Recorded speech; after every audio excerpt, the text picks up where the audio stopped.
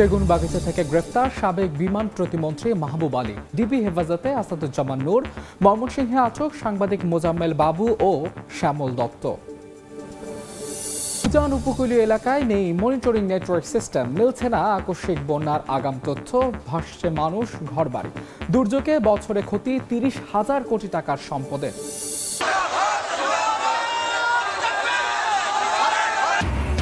পবিত্র ঈদে মিলাদুন্নবীতে সারা দেশে জশ্নে জুলুসের বর্ণাঢ্য র্যালি, লাখো মুসল্লির ঢল আড়ম্বরের সঙ্গে পালন করছেন বিশ্ব মুসলিম উম্মাহ।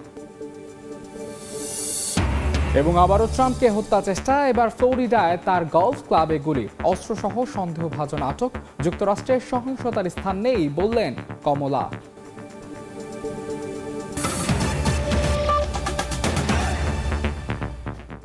সময় সংবাদের সঙ্গে আছে আমি মাহাদ ইসলাম ধ্রুব। সাবেক বিমান প্রতিমন্ত্রী মাহবুব আলী ও সাবেক সংস্কৃতি মন্ত্রী আসাদুজ্জামান নূরকে গ্রেফতার করেছে পুলিশ। রোববার রাতে রাজধানী সেগুনবাগিচা ও বেইলি রোড এলাকা থেকে তাদের গ্রেফতার করে ঢাকা মহানগর গোয়েন্দা পুলিশ। বিমান প্রতিমন্ত্রী মাহবুব আলীকে কোন মামলায় গ্রেফতার করা হয়েছে তা জানা যায়নি, তবে তার বিরুদ্ধে ছাত্র জনতার গণ আন্দোলনে গুলি চালিয়ে হত্যার অভিযোগে একাধিক মামলা রয়েছে। একাদশ জাতীয় সংসদ নির্বাচনে হবিগঞ্জ ৪ আসনে সংসদ সদস্য নির্বাচিত হন মাহবুব আলী। প্রতিমন্ত্রী হওয়ার পর তার বিরুদ্ধে ব্যাপক অনিয়ম দুর্নীতির অভিযোগ ওঠে। এদিকে সাবেক সংস্কৃতি মন্ত্রী আসাদুজ্জামান নূর মিরপুর থানার একটি মামলার এজাহারভুক্ত আসামি।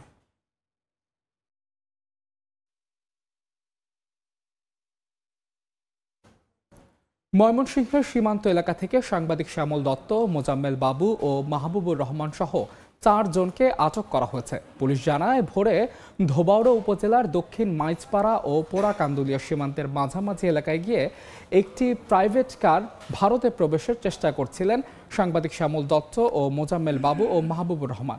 এ সময় স্থানীয়রা প্রাইভেট কারের চালক সহ ৪ জনকে আটক করে। পরে পুলিশ গিয়ে তাদের থানা হেফাজতে নেয়। এর আগে গত ৬ আগস্ট সপরিবারে ভারতে যাওয়ার সময় সাংবাদিক শ্যামল দত্তকে আটকে দেয় ইমিগ্রেশন পুলিশ।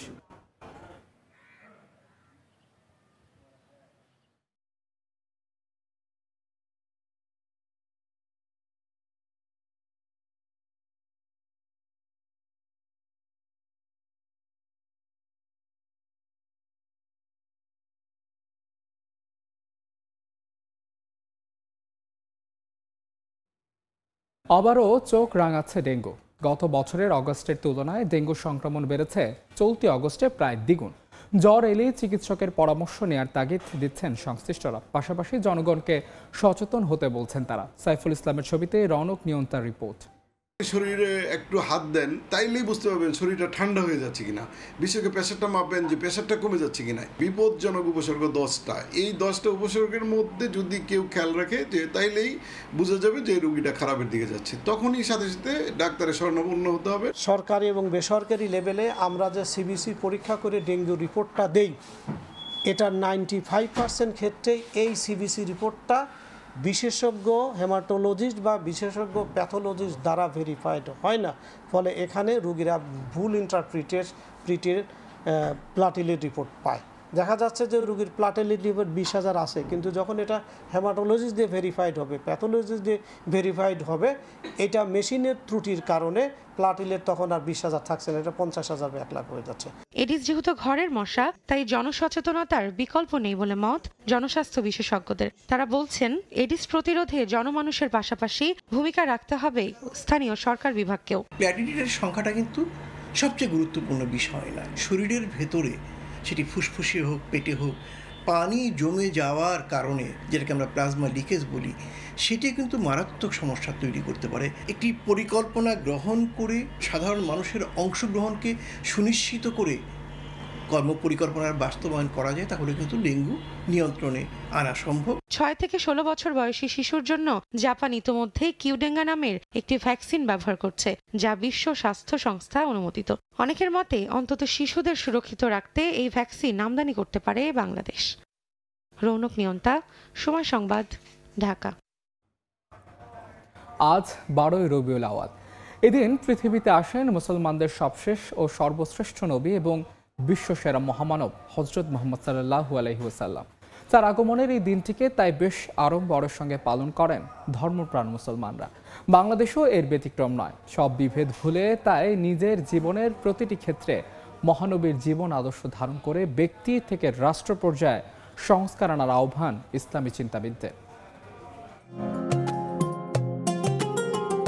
প্রায় 1450 বছর আগে আরব দেশ যখন অন্যায় আর বর্বরতার অন্ধকারে নিমজ্জিত, সেই সংকটময় মুহূর্তে আধারের বুক চিরে আলোর রেখা দেখা দেওয়ার মতো পৃথিবীতে আগমন হয় এক মহামানবের, যিনি শান্তি সমৃদ্ধি প্রতিষ্ঠায় রেখে গেছেন নিজের সুমহান জীবন আদর্শ। তিনি আর কেউ নন, মানবতার মুক্তির দিশারি সর্বশেষ ও সর্বশ্রেষ্ঠ নবী হযরত মুহাম্মদ সাল্লাল্লাহু আলাইহি ওয়াসাল্লাম। 1978 সালে প্রকাশিত মাইকেল হার্টসের লেখা বিশ্বসেরা 100 মনীষী গ্রন্থে প্রথম স্থানেই রয়েছে এই মহামানবের নাম। সার্চ ইঞ্জিন জায়ান্ট গুগলের র্যাঙ্কিংয়েও বিশ্বসেরা মানুষ মহানবী হযরত মুহাম্মদ সাল্লাল্লাহু আলাইহি ওয়াসাল্লাম।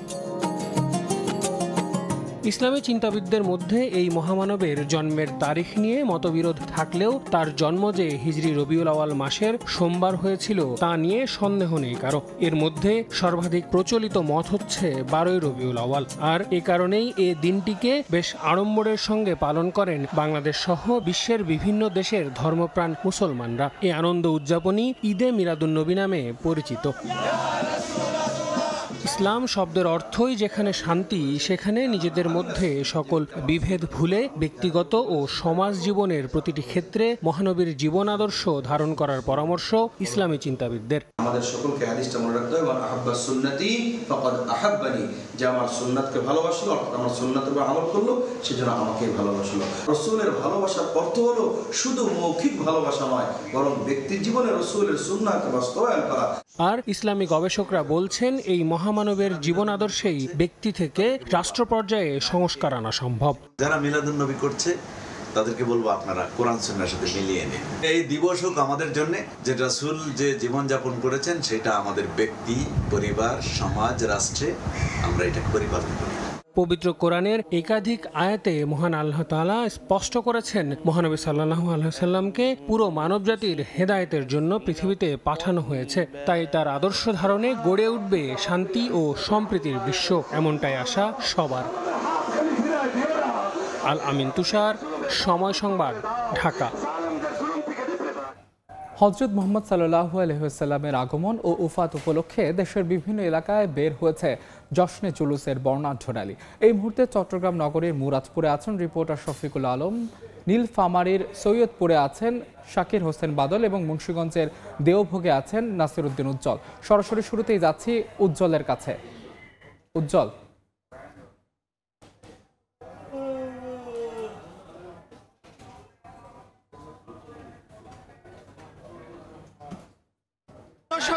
বছর আগে এই পৃথিবীতে আবির্ভাব ঘটেছিল যে নবী করিম সাল্লাল্লাহু আলাইহি সাল্লাম, যিনি এই মানব জাতির দর্শন হিসেবে এই পৃথিবীকে আলোকিত করেছেন।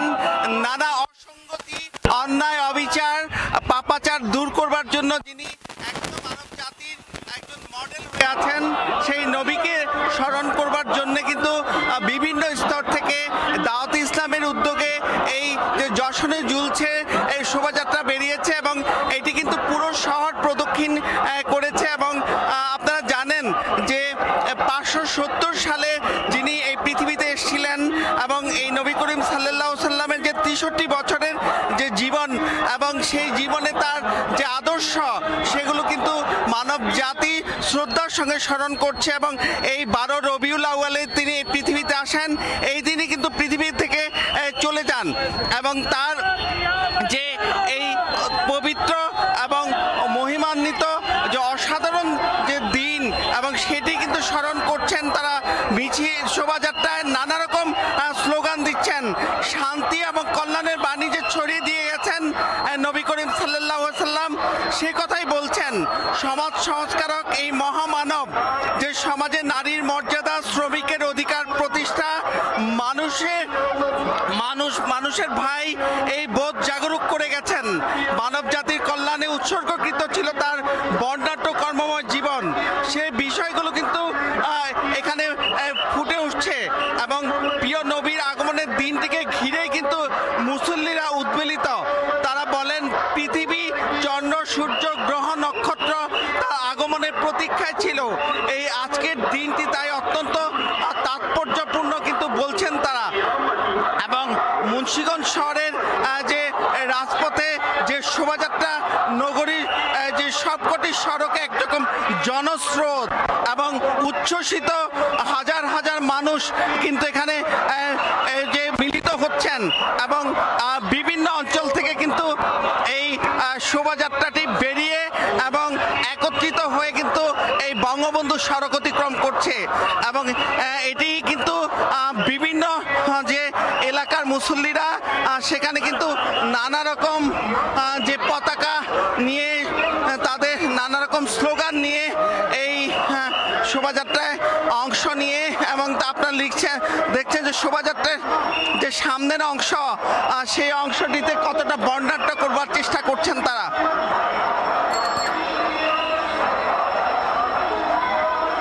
এবং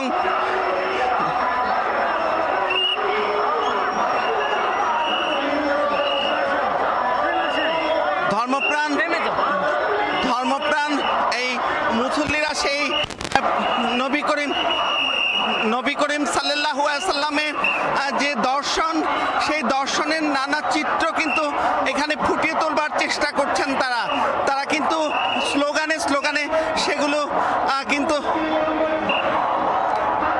আলোড়িত করছেন।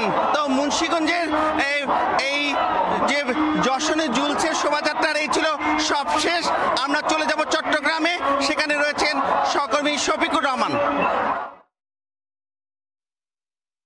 র্যালি যেটি জশ্ন জুলুস বলা হয়ে থাকে, সেটি ইতিমধ্যে মুরাদপুরে যে খানকা শরীফ রয়েছে সেখান থেকে বের হয়ে গেছে। আপনি হয়তো দেখতে পাচ্ছেন যে জশ্ন জুলুসের প্রায় এটি 6 কিলোমিটার এলাকা জুড়ে জশ্ন জুলুস থাকবে, যেখানে লাখো মানুষের অংশগ্রহণ হবে। এটি হযরত মুহাম্মদ সাল্লাল্লাহু আলাইহি ওয়াসাল্লামের ওয়াফাত এবং আগমন উপলক্ষে চট্টগ্রামে আঞ্জুমানিয়া রহমানিয়া সুন্নিয়া ট্রাস্টের আয়োজনে প্রতি বছর এই জশ্ন জুলুসের আয়োজন করে থাকে। এবার হচ্ছে 52তম জশ্ন জুলুস, যেটি 1994 সাল থেকে এই আঞ্জুমানিয়া ট্রাস্টের উদ্যোগে এটি করা হয়ে থাকে। এখানে প্রধান অতিথি হিসেবে থাকেন পাকিস্তান থেকে আওলাদে রসুল, এবার এসেছেন আল্লামা সৈয়দ মোহাম্মদ সাবের শাহ এবং তার ছেলে হাশেম শাহ, এবং তাদের দেখার জন্য আপনি দেখতে পাচ্ছেন পেছনে একটি কাছে ঘরা ঘর রয়েছে, সেখানে কিন্তু সাবের শাহ এবং হাশেম শাহ দুজনে রয়েছেন। তাকে দেখার জন্য, তাকে দেখানোর জন্য, এক পলক দেখার জন্য হাজারো মানুষের ভিড় হয়েছে। আমি পেছন দিয়ে একটু তাকানোর চেষ্টা করি, যেখানে লাখো মানুষের ভিড় জমেছে। চট্টগ্রাম সহ 3 পার্বত্য জেলা এবং যে চট্টগ্রাম যে উপজেলাগুলো রয়েছে সেখান থেকে লাখো মানুষ এসে ইতিমধ্যে এই যে জশ্ন জুলুসে শরিক হয়েছেন। এবারে তারা বলছেন যে আসলে সম্প্রীতির বাংলাদেশ গড়ে বিশ্ব শান্তি কামনায় তারা এখান থেকে সে বার্তা দিচ্ছেন, এবং তারা বলছেন ইসলাম সম্প্রীতির ধর্ম, ইসলামের মধ্যে কোনো হানাহানি নাই, কোনো ঝগড়াঝাটি নেই, এবং ইসলাম সব ধর্মের মানুষকে সম্প্রীতির কথা বলে। পাশাপাশি এবারে যে থিম সেটি হচ্ছে বৈষম্য দূর করা, অর্থাৎ এই স্বাধীন দেশের যেই বৈষম্যকে সামনে রেখে এই দেশ এগিয়ে যাবে, সেই থিমকে সামনে রেখে কিন্তু এবার যে বৈষম্য দূর করার কথা বলছেন। এবং কোরআন হাদিসেও আছে, আল্লাহ রাসূল বলেছেন আসলে তার আল্লাহর পাক সবচেয়ে প্রিয় মানুষ সেই যেই তার সৃষ্টির প্রতি বৈষম্য থাকে না এবং সৃষ্টির প্রতি উত্তম আচরণ করে, সে হচ্ছে তার উত্তম মানুষ। সেক্ষেত্রে সেই হাদিসের আলোকে বলা যায় বৈষম্য মুক্ত বাংলাদেশ, নতুন বাংলাদেশ গড়ার যে স্বপ্ন, সেই স্বপ্নকে সামনে রেখে এগিয়ে যাবে বাংলাদেশ। এবং পাকিস্তান থেকে যিনি এসেছেন আওলাদ রসুল আল্লামা সাবের শাহ, তিনিও বলেছেন যে রাষ্ট্র ক্ষমতা এসেছেন তারা যেন সব ধর্মের মানুষকে সমানভাবে এই দিন প্রচারের সুযোগ সুবিধা করে দেন, এবং অন্যান্য যে ধর্মাবলম্বী আছে তারাও যেন দিন প্রচার করতে পারেন। কারণ রাসূলুল্লাহ ইসলাম বলেছিলেন সব ধর্মের মানুষ মুসলমানদের কাছে নিরাপদ এবং ইসলামের কাছে নিরাপদ, ইসলাম সব সম্প্রীতির ধর্ম। সেক্ষেত্রে হাজারো মানুষের ভিড় আপনি দেখতে পাচ্ছেন। যখন মোড়ে এসেছে লাখো মানুষে কিন্তু সে করতালি দিয়ে স্লোগানে পুরো বন্দরনগরী চট্টগ্রাম এখন মুখর।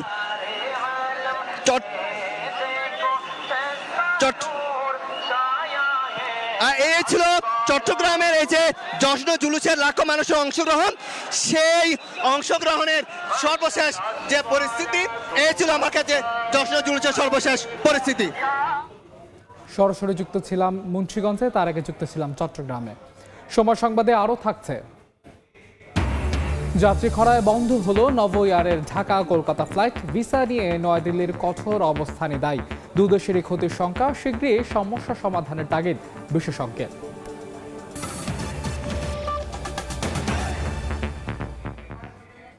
উজান ও উপকূলীয় এলাকায় নেই মনিটরিং নেটওয়ার্ক সিস্টেম।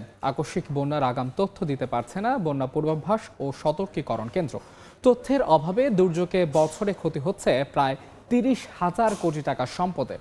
দুর্যোগ প্রবণ দেশ হয় উন্নত প্রযুক্তির ব্যবহারের পরামর্শ আবহাওয়া বিশেষজ্ঞদের।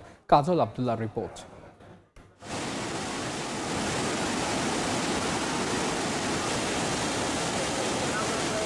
বিশ্বে স্বীকৃত দুর্যোগ প্রবণ দেশ হিসেবে শীর্ষে বাংলাদেশ। তবে এর সতর্কতায় নেই শক্তিশালী ব্যবস্থাপনা। ফলে বছরের পর বছর ভুগতে হচ্ছে উজান এলাকা থেকে শুরু করে উপকূলবাসীকে। আকস্মিক বন্যার আগাম তথ্য দিতে কাজ করে পানি উন্নয়ন বোর্ডের অধীনস্থ প্রতিষ্ঠান বন্যা পূর্বাভাস ও সতর্কীকরণ কেন্দ্র। তবে বন্যা পরিস্থিতি বা ভারী বৃষ্টিপাত সঠিক পরিমাপে নেই সক্ষমতা। উজানের সম্ভাব্য বার্তা জানাতে নেই কোনো গাণিতিক মডেল সিস্টেমের নেটওয়ার্ক। এতে বছরে ছোট বড় নানা প্রাকৃতিক দুর্যোগে দেশের বিভিন্ন খাতে ক্ষতি হচ্ছে কয়েক হাজার কোটি টাকার সম্পদ। সম্প্রতি ভারতের ত্রিপুরার গজলডোবায় ভারী বৃষ্টিতে 40 বছরের মধ্যে স্মরণকালের ভয়াবহ আকস্মিক বন্যায় বিপর্যস্ত হয়ে পড়ে ফেনী, নোয়াখালী সহ চট্টগ্রাম অঞ্চল। আবহাওয়া দফতর ও বন্যা পূর্বাভাস কেন্দ্র থেকে 3 দিন আগেই 16 আগস্ট এক আগাম বার্তায় ভারী বৃষ্টি ও বন্যার পূর্বাভাস দিলেও তাতে ছিল না সম্ভাব্য বিস্তৃত এলাকা বা ক্ষতির পরিমাণের তথ্য। এ বিষয়ে জানতে সময় সংবাদ যায় পান্থপথে বন্যা পূর্বাভাস ও সতর্কীকরণ কেন্দ্রে। বিভাগটি জানায়, ভারী বৃষ্টির কারণে সম্ভাব্য বন্যার তথ্য দিতে যে মডেল ব্যবহার করা হয় তা দিয়ে সঠিকভাবে তথ্য মেলে শুধু গঙ্গা, মেঘনা ও ব্রহ্মপুত্র অববাহিকার। তবে মডেলটির নেটওয়ার্কিং নেই দেশের দক্ষিণ পূর্বাঞ্চলের উপকূল সহ উজানে থাকা ছোট নদীগুলোর অববাহিকায়। এতে সঠিকভাবে আবহাওয়া পর্যালোচনা ও বার্তা দেয়া সম্ভব হচ্ছে না। চট্টগ্রাম বিভাগ এবং বরিশাল বিভাগ বা খুলনা বিভাগ এসব স্থানে আসলে আমাদের গাণিতিক মডেল নেটওয়ার্কটি এখনও অপারেশনাল ভিত্তিতে চালু নয়। এর জন্য মূলত আসলে আমরা কোনো সুনির্দিষ্ট পূর্বাভাসটা দিতে পারছি না, যেটা আমরা আমাদের যে যমুনা নদী বা পদ্মা নদী অথবা সুরমা-কুশিয়ারা নদীতে দিতে পারি। বাংলাদেশ পরিসংখ্যান ব্যুরো BBS এর তথ্য বলছে, দুর্যোগে বছরে বাংলাদেশের ক্ষতি হচ্ছে গড়ে 30,000 কোটি টাকার সম্পদের। ক্ষয়ক্ষতি কমাতে উন্নত প্রযুক্তিগত সক্ষমতা বাড়ানোর পরামর্শ বিশেষজ্ঞদের। পূর্বাভাস ব্যবস্থাটা আবহাওয়া অধিদপ্তর প্রস্তুত করেন, এটা অটোমেটিকলি স্বয়ংক্রিয়ভাবে খুবই দ্রুত চলে যেতে হবে ফ্লাড ফোরকাস্টিং ওয়ার্নিং সেন্টারের কাছে, যাতে তারা অতি অল্প সময়ে লেটেস্ট বৃষ্টির তথ্যটা পায়। পার্শ্ববর্তী দেশের বৃষ্টির পূর্বাভাসটা আমাদের তৎক্ষণাৎ পেতে হবে, আমাদের নিজস্ব ক্যাপাসিটিও ইমপ্রুভ করতে হবে। আবহাওয়া অধিদপ্তরের পূর্বাভাস, পানি উন্নয়ন বোর্ডের বন্যা সতর্কবার্তা এবং দুর্যোগ মোকাবিলায় দুর্যোগ ব্যবস্থাপনা বিভাগের সমন্বয়েও গতি আনার তাগিদ সংশ্লিষ্টদের। কাজল আব্দুল্লাহ, সময় সংবাদ, ঢাকা। নিম্নচাপের প্রভাবে উত্তাল সমুদ্র, বড় বড় ঢেউ আছড়ে পড়ছে সৈকতে। এ বিষয়ে বিস্তারিত জানাতে কুয়াকাটা সমুদ্র সৈকতে আছেন রিপোর্টার মোহাম্মদ মনির হোসেন বাদল। সরাসরি যাচ্ছে তার কাছে। বাদল, সমুদ্র সৃষ্টি নিম্নচাপের কারণে গত 5 দিন ধরে সমুদ্র সৈকত কুয়াকাটা উত্তাল রয়েছে। আপনি আবার পিছনে দেখতে পাচ্ছেন এই যে সমুদ্র সৈকত কুয়াকাটা রয়েছে, এই কুয়াকাটা কিন্তু বড় বড় ঢেউ আসলে পড়ছে। এবং এই যে সমুদ্রে গত 4 দিন ধরে কিন্তু এই যে সরকারি ছুটি ছিল, শুক্র শনি রবিবার সরকার খোলা থাকলেও আজ সোমবার কিন্তু ঈদের মিলাদুন্নবী উপলক্ষে কিন্তু সরকারি বন্ধ রয়েছে।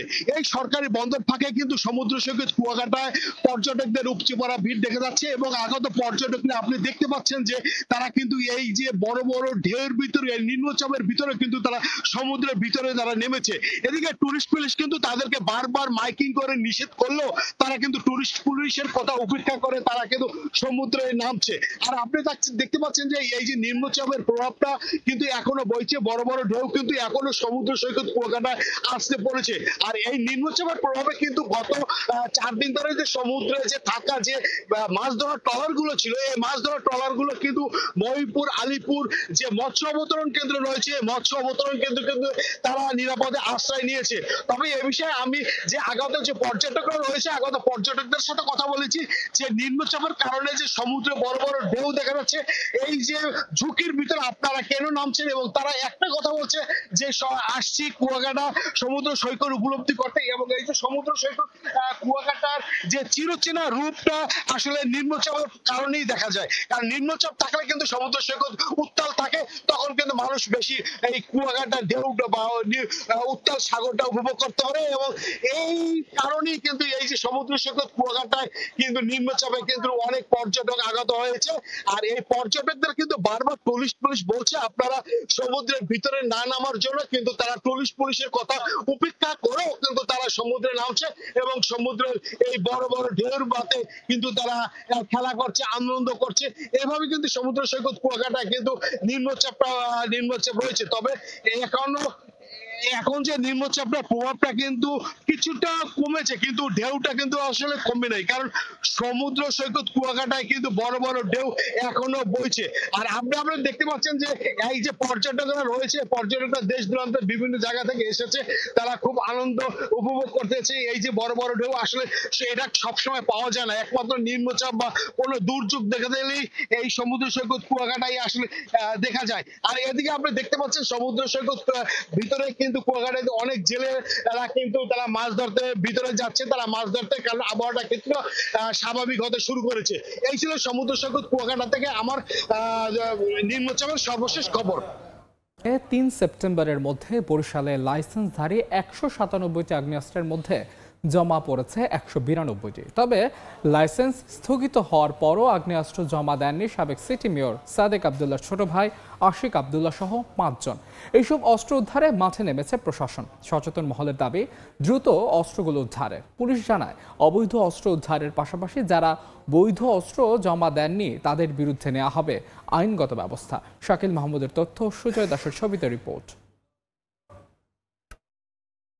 আওয়ামী লীগের ১৫ বছরের শাসনামলে দেয়া সব আগ্নেয়াস্ত্রের লাইসেন্স স্থগিত করে গত ৩ সেপ্টেম্বরের মধ্যে গোলাবারুদ সহ আগ্নেয়াস্ত্রগুলো জমা দেওয়ার নির্দেশ দিয়েছিল সরকার। এর মধ্যে যারা জমা দেননি তাদের বিরুদ্ধে ব্যবস্থা নেওয়ার উদ্যোগ নিয়েছে প্রশাসন। বরিশাল জেলা প্রশাসনের তথ্যমতে ২০০৯ সালের ৬ জানুয়ারি থেকে ২০২৪ সালের ৫ আগস্ট পর্যন্ত বরিশালে ১৯৭টি আগ্নেয়াস্ত্রের লাইসেন্স দেয়া হয়। সম্প্রতি লাইসেন্স করা অস্ত্রগুলো জমা দেওয়ার নির্দেশ দেওয়া হলেও এখনও মহানগর এলাকার ৫টি অস্ত্র জমা পড়েনি। সময় পার হয়ে যাওয়ায় অস্ত্র উদ্ধারের অভিযানে নেমেছে যৌথ বাহিনী। যে লাইসেন্সগুলো স্থগিত করা হয়েছে এর বিপরীতে আগ্নেয়াস্ত্র নির্ধারিত সময়ের মধ্যে যারা জমা দেন নাই, এর পাশাপাশি কিন্তু এমনি অবৈধ অস্ত্র এবং বিভিন্ন বাহিনীর থেকে যেসব অস্ত্র পাওয়া গেছে সেগুলো উদ্ধারের এই বিষয়ে ৩টি বিষয় নিয়েই যৌথ অভিযানের নির্দেশনা আছে, সেই আলোকে যৌথ অভিযান চলমান আছে। পুলিশের তথ্যমতে সেনাবাহিনীর পদ থেকে অব্যাহতি পাওয়া আলোচিত মেজর জেনারেল জিয়াউল আহসান সহ ৩ জন অস্ত্র জমা দিয়েছেন বরিশালের বাইরে। তবে এখনও জমা পড়েনি সাবেক সিটি মেয়র সাদেক আবদুল্লাহর ছোট ভাই ও জেলা আওয়ামী লীগের সদস্য আশিক আবদুল্লাহ সহ মোট ৫ জনের আগ্নেয়াস্ত্র।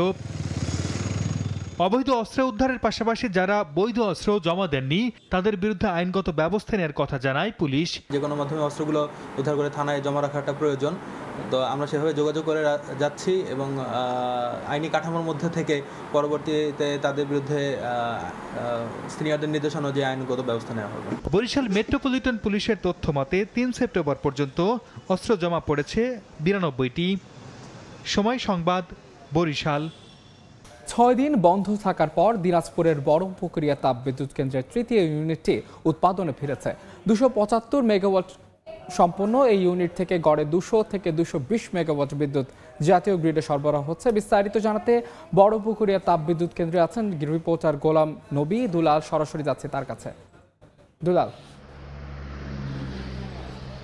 বড়পুকুরিয়া তাপবিদ্যুৎ কেন্দ্রের ৩য় ইউনিটটি কিন্তু উৎপাদনে ফিরেছে। গতকাল থেকে এটি উৎপাদন শুরু করছে এবং এখান থেকে ২১৫ মেগাওয়াট বিদ্যুৎ উৎপাদন হচ্ছে।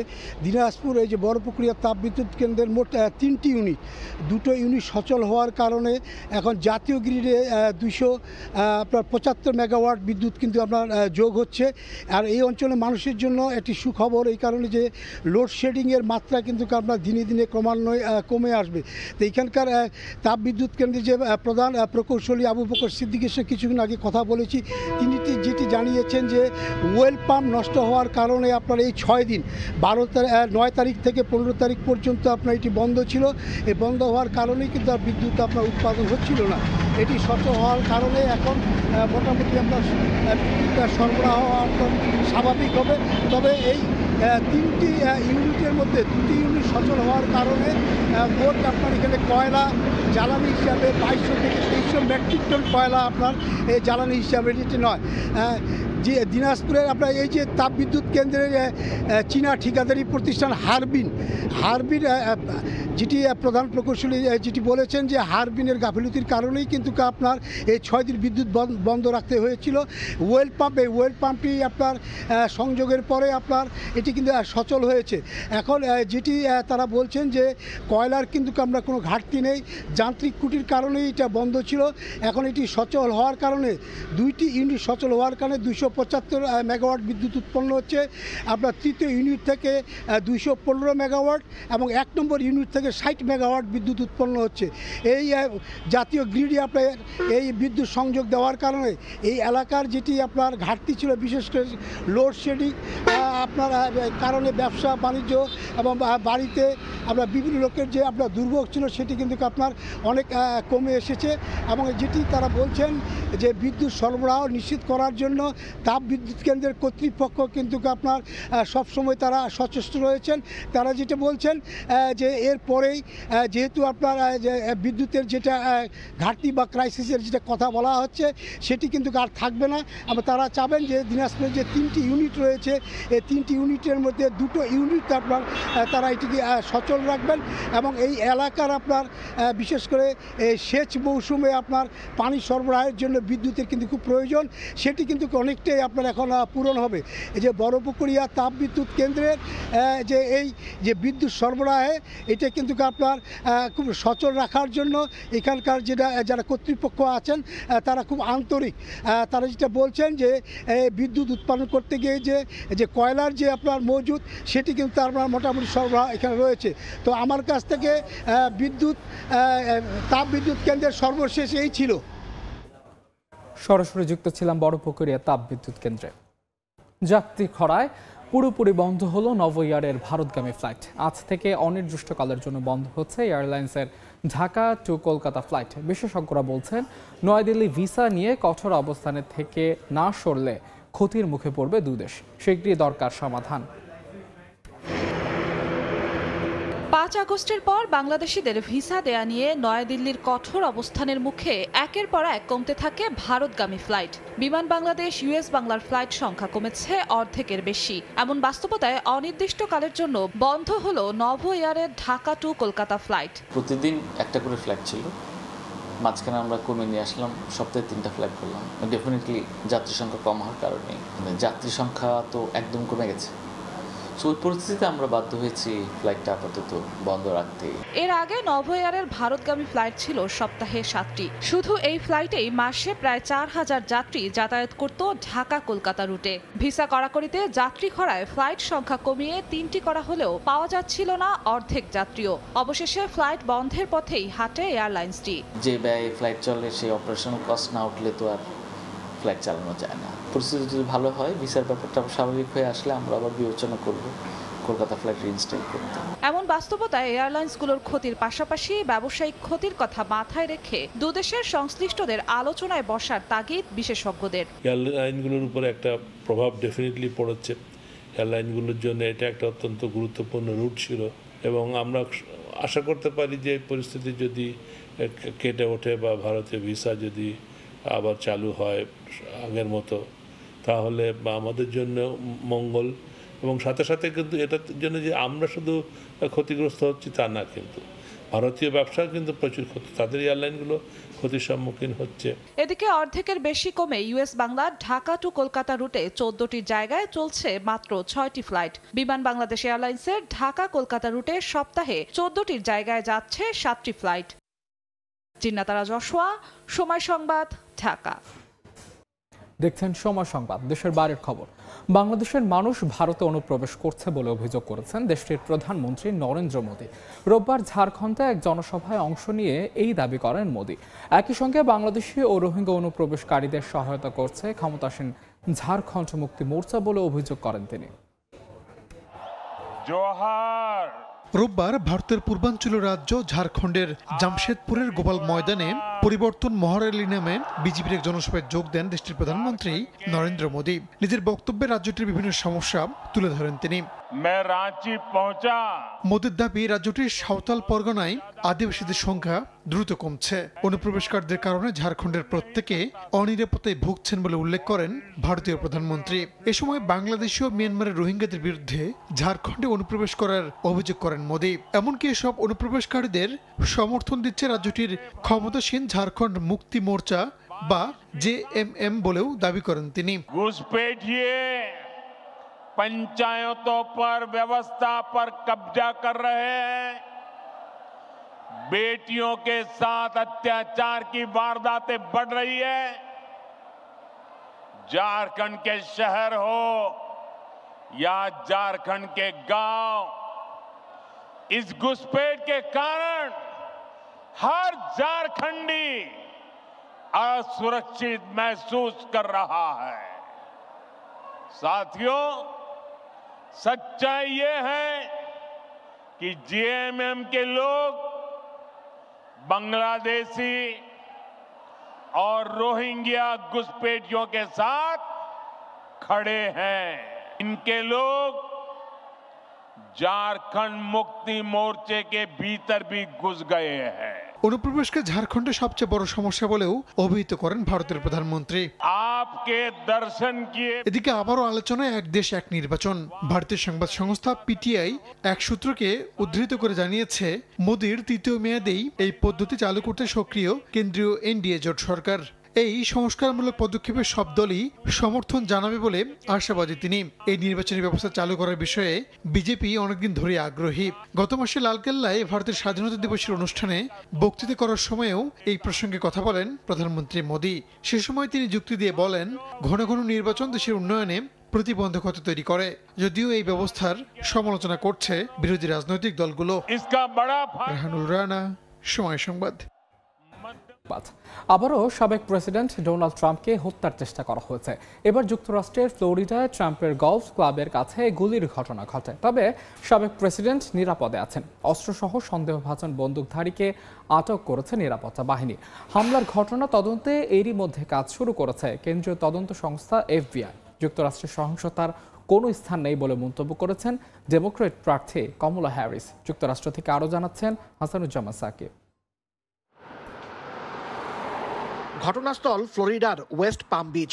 রোববার সাপ্তাহিক ছুটির দিনে দুপুরে নিজ গলফ ক্লাবে খেলছিলেন ডোনাল্ড ট্রাম্প। এ সময় সাবেক প্রেসিডেন্টের নিরাপত্তায় নিয়োজিত সিক্রেট সার্ভিসের সদস্যরা খেয়াল করেন গলফ ক্লাবের সীমানা প্রাচীরের বেড়া দিয়ে এক ব্যক্তি বন্দুকের নল ঢোকাচ্ছেন। সঙ্গে সঙ্গে তাকে লক্ষ্য করে গুলি চালায় সিক্রেট সার্ভিস।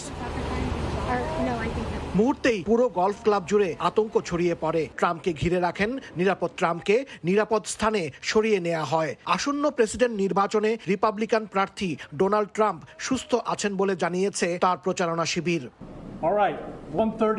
এদিকে ফ্লোরিডার মার্টিন কাউন্টি শেরিফের দপ্তর জানিয়েছে মহাসড়ক ইন্টারস্টেট 95-এ তারা একটি গাড়ি থামিয়ে সন্দেহভাজন একজনকে আটক করেছে।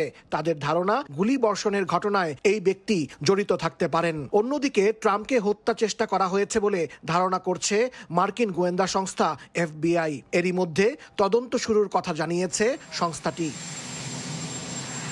ঘটনার পর হোয়াইট হাউস জানিয়েছে প্রেসিডেন্ট জো বাইডেন এবং ভাইস প্রেসিডেন্ট কমলা হ্যারিস দুজনকেই ঘটনা সম্পর্কে জানানো হয়েছে। ট্রাম্প নিরাপদ আছেন বলে তারা স্বস্তি প্রকাশ করেছেন। যুক্তরাষ্ট্রে সহিংসতার কোনো স্থান নেই বলে মন্তব্য করেছেন আগামী নির্বাচনে ডেমোক্র্যাট প্রেসিডেন্ট প্রার্থী কমলা। 2 মাস আগে পেনসিলভেনিয়া অঙ্গরাজ্যে ট্রাম্পকে হত্যার চেষ্টা করা হয়। এ সময় একটি গুলি তার ডান দিকের কান ছুঁয়ে যায়। ওই ঘটনায় ট্রাম্প সামান্য আহত হন এবং অনেকটা অলৌকিকভাবে প্রাণে বেঁচে যান। এরপর থেকে ট্রাম্পের নিরাপত্তা জোরদার করা হয়েছে। খোলা জায়গায় জনসভার সময় তিনি এখন বুলেট প্রুফ কাচের পেছন থেকে ভাষণ দেন। হাসানুজ্জামান সাকি, সময় সংবাদ, যুক্তরাষ্ট্র। দেখছেন সময় সংবাদ। খেলার খবর।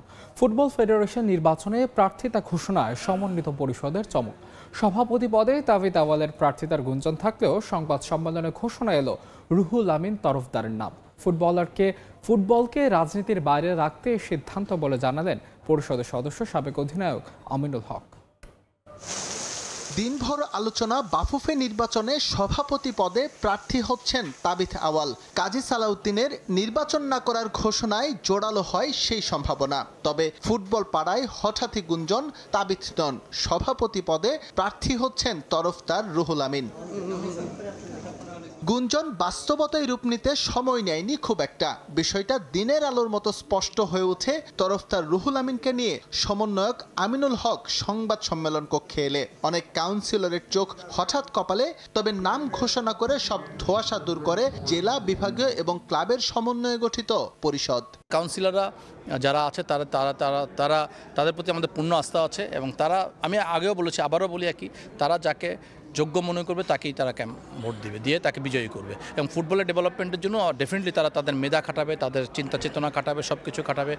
বিভিন্ন চাপের মুখে নতি স্বীকার না করে তারা তাদের যোগ্য কাজটা করবে আর কি।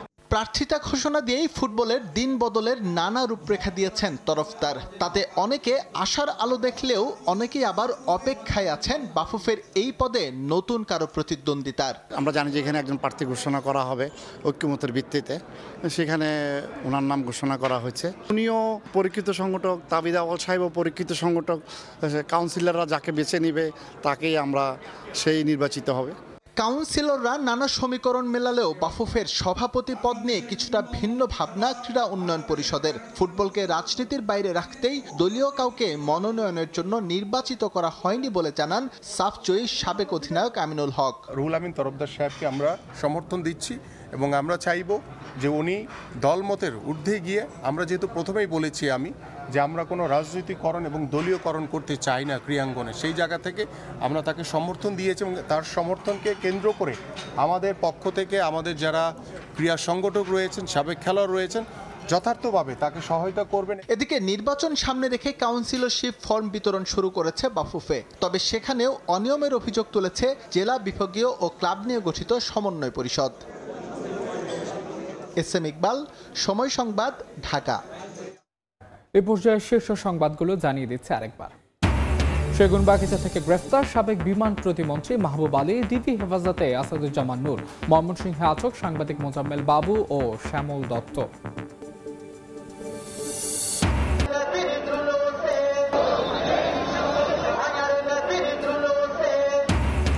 পবিত্র ঈদে মিলাদুন্নবীতে সারা দেশে জশ্নে জুলুসের বর্ণাঢ্য র্যালি, লাখো মুসল্লির ঢল আড়ম্বরের সঙ্গে পালন করছে বিশ্ব মুসলিম উম্মাহ।